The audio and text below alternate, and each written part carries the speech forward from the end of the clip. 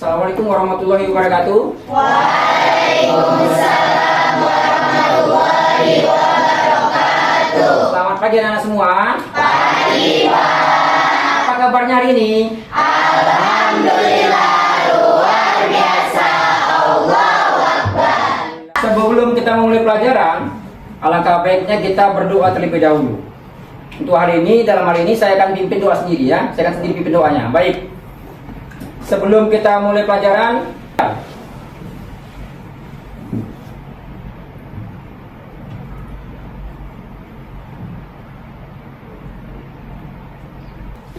doa selesai. Saya Bapak absen dulu ya. Kita lihat dulu. Coba lihat kawannya, siapa hari ini yang nggak hadir? Yang tidak hadir hari ini? Siapa? Elsa. Kabarnya apa dia? Alfa, Elsa. Kemudian Reza. Reja. Kemudian Pinu. Itu kabarnya Pinu? Alfa semua ada kabar ya? Baik. Nah, kalau materi lalu kita pelajari itu bab 1. Bab 1 itu mengulas pelajaran yang di kelas 8. Berpikir komputasional di bab 2. Ya. Apa itu berpikir komputasional? Baik. Pada dasarnya setiap kita hidup di dunia ini pasti punya masalah kan? Punya nggak? Atau ada yang nggak punya masalah di kelas ini? Punya masalah ya, walaupun kecil maupun besar itu semua masalah tetap masalah ya. Nah, setiap masalah tentu kita ada penyelesaiannya. Ini dia berpikir komputasional yang tujuannya adalah menyelesaikan masalah ya. Dalam mempelajari berpikir komputasional ini kita harus punya tujuannya. Apa sih belajar ini, tujuan itu apa? Yang pertama, kita menjelaskan apa itu berpikir komputasional. Yang kedua, menggunakan 4 pilar utama. Apa 4 pilar utama itu? Dekomposisi, Pola, abstraksi, algoritma. Yang ketiga, menyelesaikan masalah sehari-hari pakai cara berpikir komputer. Komputer itu berpikirnya logika ya. Kalau yang nggak masuk akal nggak diterimanya. Oke, baik. Tabas dulu, ini dia. Berpikir komputasional bukan berarti kita harus menjadi robot. Oh, robot kan dikendalikan ya kan, dari perintah ini aja ya. Kita enggak. Atau berpikir menggunakan kode-kode rumit. Kalau ini dia, berpikir komputasional adalah suatu metode atau cara berpikir yang memecahkan masalah rumit secara metodis, efisien, dan logis. Mirip dengan cara seorang ilmuwan komputer buat program. Nah, ini adalah keterampilan dasar yang semua orang itu seharusnya mempunyai. Kalian seperti itu. Kenapa? Kita pasti menghadapi masalah besar atau kecil. Ya, oke, baik. Berikutnya, ini dia 4 pilar tadi dalam memecahkan masalah. Pertama, dekomposisi, kemudian pengenalan pola, kemudian abstraksi dan algoritma. Nah, kita bahas satu dulu. Apa itu dekomposisi? Ada yang tahu? Belum tahu Pak. Karena bukunya mungkin lupa dibuka semalam Pak. Ya, baik. Ini dia. Jangan kelihatan nasi gorengnya. Jangan lapar kita. Ini dekomposisi, ini dia. Proses membagi masalah yang rumit dan besar menjadi bagian-bagian atau komponen-komponen yang lebih kecil dan lebih mudah dikelola. Apa tujuannya? Agar masalah tidak terlihat menakutkan. Oh, ini rumit ini. Ya. Oh, kita udah condong ke arah berpikir payah, jadi payah betulan kita. Menyelesaikannya, ya. Dan bisa diselesaikan satu persatu. Ya. Nah, contohnya apa? Contohnya sehari-hari aja lah di sini. Membuat nasi goreng. Selama ini kita taunya beli atau mama kita yang buatkan. Siapa sini yang pernah buat nasi goreng? Yuk. Tuh, apa lagi? 2, 3, 8 pandai. Mantap. Dekomposisinya apa? Lihat apa di komposisi ini, perhatikan. Ada masalah, dipecah-pecah dulu dia. Ya, menjadi bagian kecil. Contoh, menyiapkan bahan. Ada nasi, bumbu, telur, dan lain-lain. Termasuklah garam, kecap, dan sebagainya ya. Kedua, mengiris bumbu. Ya. 3, menggoreng telur. Keempat, menumis bumbu, mencampur semua bahan dan memasaknya. Ini adalah masalah nasi goreng tadi. Ini dipilah-pilah dulu dia. 2, pengenalan pola. Coba baca dulu, Regina. Pengenalan pola. Kemampuan untuk mengidentifikasikan pola tren atau paralel dalam data atau di antara masalah-masalah kecil yang telah dipecah. Tujuannya membuat solusi menjadi lebih efisien. Jika kita menemukan pola, kita bisa menyelesaikan masalah serupa dengan cara yang sama. Nah, pola ini kan yang sering muncul, yang sering kita contoh. Kok kalian membuat nasi goreng orang tua kalian? Oh, ini ya. Habis ini, habis ini. Ya. Nah, ini dia contohnya. Saat membuat nasi goreng, langkah menumis bumbu memiliki pola yang sama. Panaskan minyak, masukkan bumbu, aduk hingga harum. Pola ini juga bisa dipakai saat memasak mie goreng atau capcay. Berikutnya, abstraksi. Baca dulu Alia. Abstraksi. Abstraksi, prosedur untuk menghilangkan data yang tidak relevan atau berlebihan dan berkonsentrasi secara eksklusif pada fakta-fakta yang paling krusial. Tujuannya agar kita tidak bingung dengan informasi yang terlalu banyak dan bisa fokus pada inti masalah. Iya, baik, dengarkan. Kalau ada masalah, itu biasanya ada hal-hal yang nggak penting. Hal-hal yang nggak penting kadang-kadang memperumit masalah. Padahal itu nggak patut kita selesaikan, jangan kita pikirin lagi. Ya, masalahnya seperti ini, perhatikan. Kalau kita fokus dari sepeda, kalau kita mengendarai sepeda, kita fokus pada cara mengayuh. Tidak usah kita mikirkan gimana cara membuat sepeda ini ya sambil ini. Jangan, kok nggak penting kan? Kita kan lagi mengayuh sepeda nih. Fokus perhatikan, jangan diperhatikan dan dipikirkan lagi nanti. Ini modelnya macam mana sepeda ini? Fokus merek apa segala macam. Jangan, fokus ke kemari. Saat mengendarai sepeda, kita fokus pada cara mengayuh, menjaga keseimbangan dan mengerem. Kita nggak perlu mikirkan bagaimana cara kerja detail kerjanya, setiap gear atau bahan pembuat bebannya dari mana nih? Ini apa ini ya? Baik, sekarang kita masuk materi algoritma. Serangkaian langkah-langkah atau aturan yang jelas dan berurutan untuk menyelesaikan suatu masalah. Nah, ciri algoritma yang baik, ya cirinya dia. Yang pertama, urutannya jelas ya. Kemudian tidak ambigu, artinya apa? Dia artinya jelas, nggak ada mungkin ini nggak ada. Apa maksudnya? Kalau kata-kata bisa, itu apa arti bisa? Bisa. Ambigu, bisa juga racun, bisa ular, kan ambigu kan? Berarti nggak bisa. Dia jelas dia. Bisa seperti bisa mampu atau bisa juga racun, ya kan? Jadi harus jelas dia. Nah, yang ketiga, pasti berhenti setelah masalah selesai. Kalau algoritma tuh dia akan finish ketika masalah selesai. Berikutnya, ini contoh penerapan dalam kehidupan siswa. Ya, masalah besar. Mengerjakan presentasi IPA tentang sistem pencernaan manusia. 4 pilar tadi. Pertama, dekomposisi.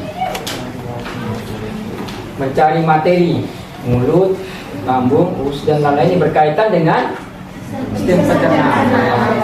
Kemudian membuat slide presentasi. Ketiga, mendesain tampilan slide seperti ini dia. Ya. Yang keempat, berlatih presentasi ngomong. Ya.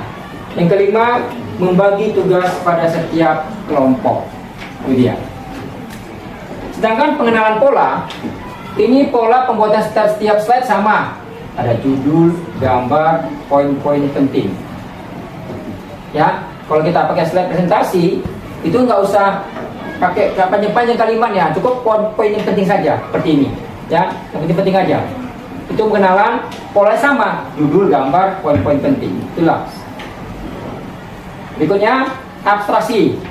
Yang ketiga, fokus pada fungsi utama setiap organ. Jangan kita melenceng kemana-mana ya. Kemudian tidak perlu menghafal semua nama enzim terlalu detail untuk tingkat kita SMP. Masa terlalu detail kali untuk tingkat SMA nanti. Oke. Kemudian algoritmanya, membuat jadwal kerja. Hari pertama kumpul materi dan bagi tugas. Dan hari kedua dan hari ketiga setiap siswa membuat bagian slide-nya. Aku ini ya, aku ini dibagi. Ya. Hari keempat menggabungkan dan mendesain slide-slide yang telah kalian buat, digabungkan, didesainlah slide-nya. Yang kelima, baru latihan presentasi bersama. Ya, ke depan gantian kalian, ya, jadi lebih terbiasa. Itu dia nanti. Baik, ini manfaatnya. Yang pertama, itu dia melatih kemampuan berpikir logis dan terstruktur. Ya. Kemudian membantu merencanakan sesuatu dengan lebih efektif dan efisien. Kemudian membuatmu menjadi pemecah masalah atau problem solver. Orang menyelesaikan masalah, bukan orang yang membuat masalah. Yang lebih baik tentunya. Kemudian meningkatkan kreativitas dalam mencari solusi, bukan mencari kesalahan orang. Bagaimana kita menyelesaikan masalah ini, ya? Nah, semuanya itu menjadi fondasi penting. Jika kamu atau kalian semua tertarik pada bidang sains, ya, kemudian teknologi, teknik, dan matematika di masa depan. Tergantung kalian. Kalau tertarik kalian pelajari. Nggak tertarik pun pelajari juga. Minimal kalian bisa memecahkan masalah yang kalian hadapi, ya, dengan 4 pilar ini. Oke? Baik, ada yang bertanya? Kalau nggak ada, saya akan berikan tugas setiap kelompok. Ini dia. Kita bagi ya kelompoknya. Ini kelompok 1, kelompok 2, kelompok 3, kelompok 4, dan kelompok 5. Ini ada LKPD ya. Mengerjakan yang disuruh di LKPD. Kelompok 1 tugasnya. Kelompok 5 ini ya. Ya kan? Nih. Kerjakan, ini kerjakan. Ya. Yuk, kerjakan. Ingat, diskusikan soal-soal yang sudah ada.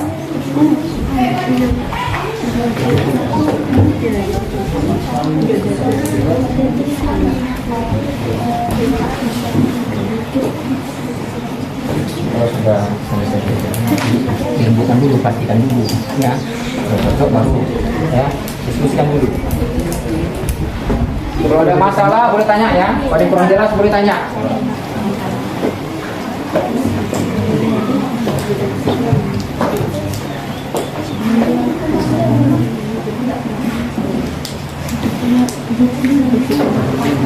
Kalau sudah berubah, ini masalah di sini.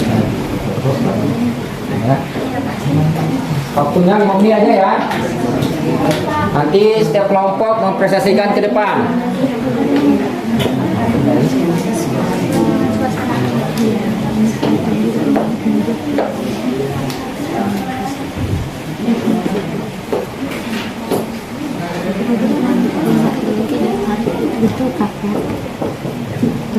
Ya.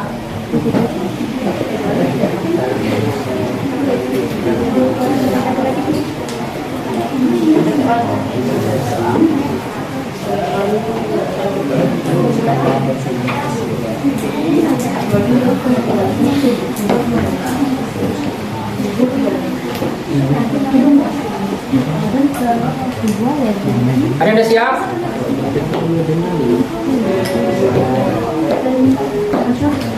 Waktu untuk mengerjakannya, nanti harus siap ya. Sudah siap semua kan? Siapa yang mau duluan presentasi?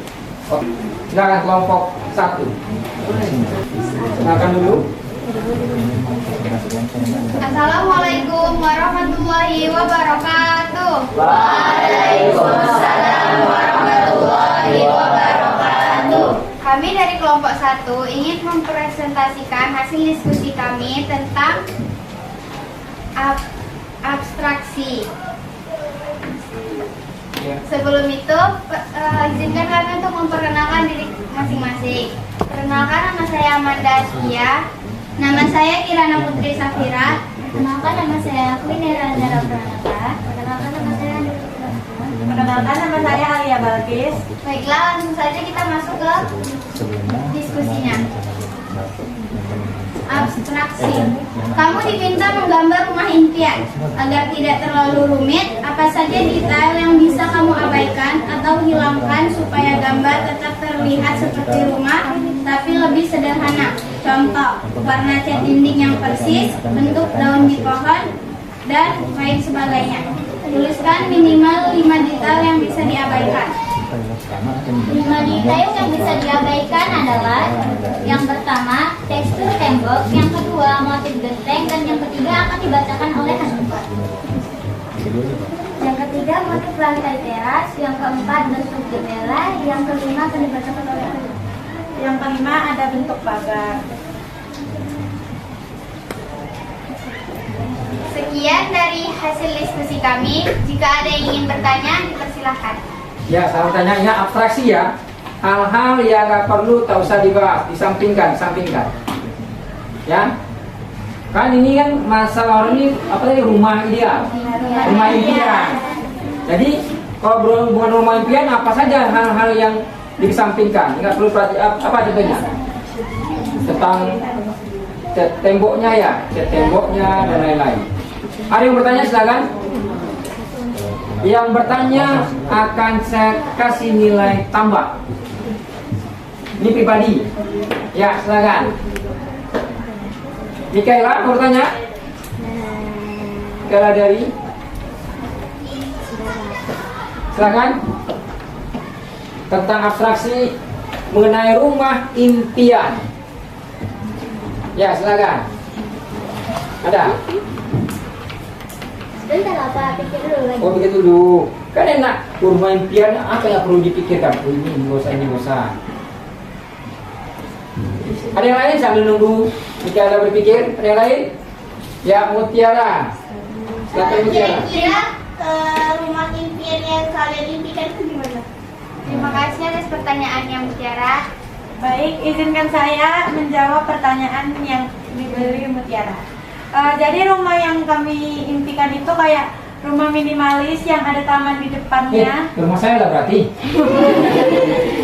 Rumah minimalis yang ada taman di depannya yang bisa untuk bermain bareng sama keluarga, atau yang penting nyaman untuk ditempatin. Iya. Tepuk tangan jawabannya dulu, tepuk tangan dulu. Oke, ada yang lain? Tadi si Alia. Oke, nah setelah materi sampai dipaparkan, saya paparkan, Tony juga nyampaikan hasil diskusinya masing-masing sekelompok. Kita sekarang tarik kesimpulan. Apa kesimpulan dari materi kita hari ini? Saya bisa. Ada? Ada, perhatikan. Ya, kalau mau sempurna masalah selesai dengan baik, 4 pilar ini kalian ingat. Ya, kalau ada masalah bukan perasaan yang diutamakan, tapi logika berpikir. Bisa ya, kesimpulan hari ini ya. Oke. Baik, untuk materi berikutnya kita masuk ke dalam bab 3, yaitu teknologi informasi dan komunikasi. Ya, karena waktunya sudah habis, ya, Bapak akhiri dengan Assalamualaikum warahmatullahi wabarakatuh. Waalaikumsalam warahmatullahi wabarakatuh. Terima kasih.